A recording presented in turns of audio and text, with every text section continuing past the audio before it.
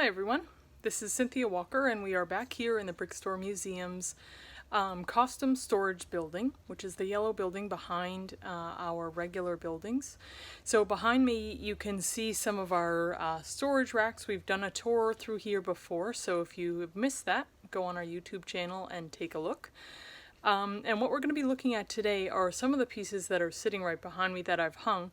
I've chosen a couple of pieces from the Victorian era, which stretches a long way. It was Queen Victoria's reign in England, which was between roughly 1837 and 1901.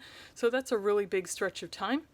But the steampunk aesthetic is based on that Victorian era. So we're going to take a look at a couple of pieces here in our collection. We have thousands of pieces of clothing here, so I've just chosen a few that will show us some special features of Victorian clothing, as well as, to be honest, they're some of my favorites here in our collection. So let's take a look. Okay, so as we walk along here, I've removed these pieces. Murtaugh is also visiting us. I've removed these pieces from where they typically hang, which is around the corner, under sheets like this, so they're protected from dust and elements and things like that. If you couldn't tell from my face, this building is not climate controlled yet, so it is a little warm up here, but we're going to do our best. This first piece that we're going to be looking at is a dress from about 1885, if I'm not correct. I'm just going to take a look. Yeah, 1885, and you can see these awesome metal buttons, which basically are showing little, there's a half moon or a partial moon and some stars, and they run all the way from the neck all the way down to this split skirt. Obviously this is where she would be wearing a bustle, because you can see it's supposed to be coming out. And then this wonderful kind of checked pattern, that then splits out into a white. So it really highlighted perhaps when she was walking, that it was going to be split and had some awesome coloring on it. I will say that this young lady was probably very short. Probably about 5 feet tall, and you can see that she has the kind of the mock collar going, as well as the long sleeves. So you can see, especially those buttons are really reminiscent of things that you'll see people wearing during the steampunk fair.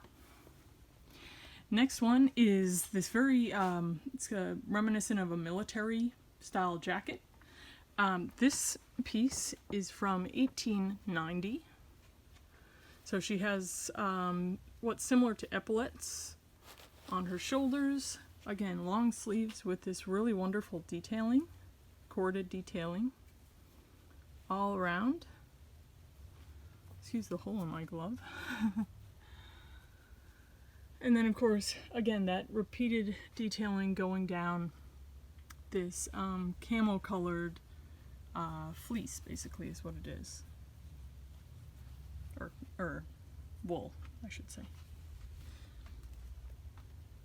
So that's that entire piece. It comes with, it's a two-piece set with a matching skirt. The skirt doesn't have any of the detailing, but you can kind of see this very strict stand collar right at the top, so you can imagine that she was a pretty imposing figure, whoever was wearing this. I would say, based on the length of those skirts, it was probably a similarly short lady, probably about 5 feet tall. This one, which doesn't hang very well on its hanger, which we have to fix, I always pull this one out because I refer to it as the circus dress. It was not worn at a circus, it was worn by someone here in the Kennebunks. But this is also from about 1890. So if you look at these two, I guess what is striking about the Victorian period is that clothing could have looked very different. The shapes, the female shape was the same, because you can see both of these pieces. You would have been wearing a corset underneath to make sure that the skirts came out and your waist went in. And of course this detailing here kind of cinched your waist. And then of course, like the blue dress over here, we have those rows and rows of buttons. So a lot of button detailing that is not connected to anything. They're just decorative.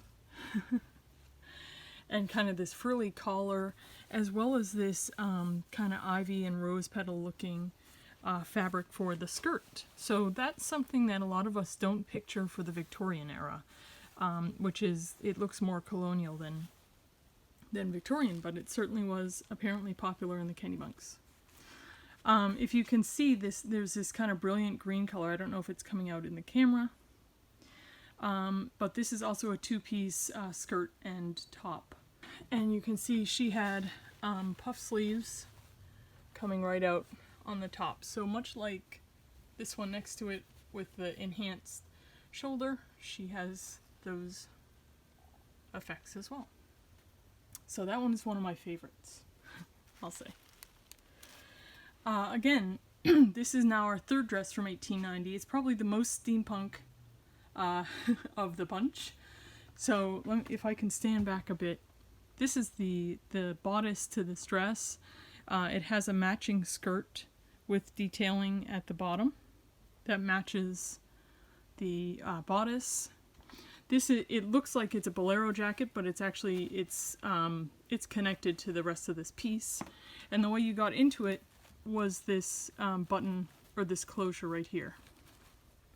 And then when you were kind of sewn up into it, once again, cinched waist, broad skirt, you would look pretty fashionable for the day. So again, it has that faux collar, that kind of military looking collar. It has this really brilliant corded design throughout the entire bodice. It almost looks like beading, unless you look at it really, really closely. It has those puff sleeves, just like we've been seeing on the other pieces. And then she also had that similar detailing on the end of the sleeves. This is a really beautiful piece. I have to say it's still very stiff for being over 100 years old. So I can't imagine actually walking around in something like this. And it's got to be pretty warm. It's made out of wool. But it's a beautiful piece for sure.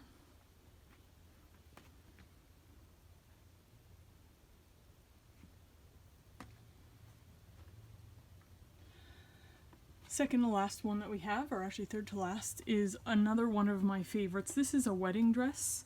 It's from 1903, so a little bit outside of the Victorian era per se, but it still holds some of the hallmarks of that, as well as this kind of metal-looking beadwork, which is always reminiscent to me of Lady Gaga. So I always like to pull out this dress.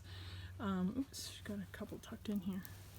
So I always like to pull out this dress. If you can imagine, so these bead strands are all free swinging right above this wonderfully laced with cotton underneath it dress that goes all the way to the floor. It's pretty amazing. The sleeves do not have that cotton underneath it, so they're see-through. But if you can just imagine a lady walking the streets with this kind of dress, it's pretty amazing.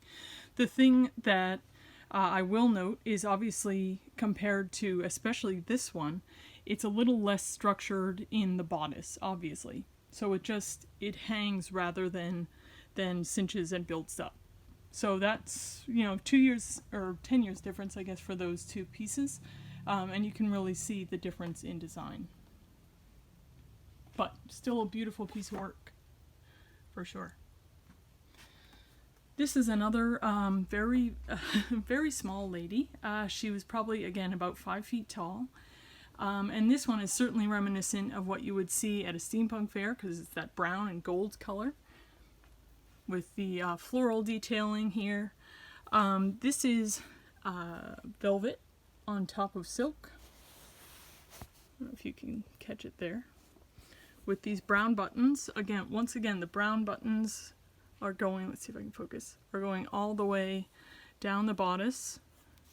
And once again, this is a two-piece suit, comes to a point. with these skirts that obviously, as we were talking about before, puff out with a bustle. We have this great detailing at the very bottom, and then this is a copy of the bodice. So you can see how she would have matched wearing this skirt with the bodice on the top, and then these kind of puffy detailing on the sides to make sure that her bustle would fit underneath it. And then I thought I'd show you another earlier piece, which is from 1885. This is once again a wedding dress. And one of my favorite pieces here is this fringe, which is just, it looks as though it's kind of pouring out of this dress. It's really pretty. And then once again, the buttons that go absolutely all the way up. This cinched body line in the waist area, as well as that floral print that we were talking about before, where even on the brown dress around the corner shows off that floral design as well. So there's our last one. There's certainly many more in the museum's collection, but I thought I'd give you a tour of just a couple of my favorites, so you could see how Victorian fashion certainly inspires the design of steampunk fashion.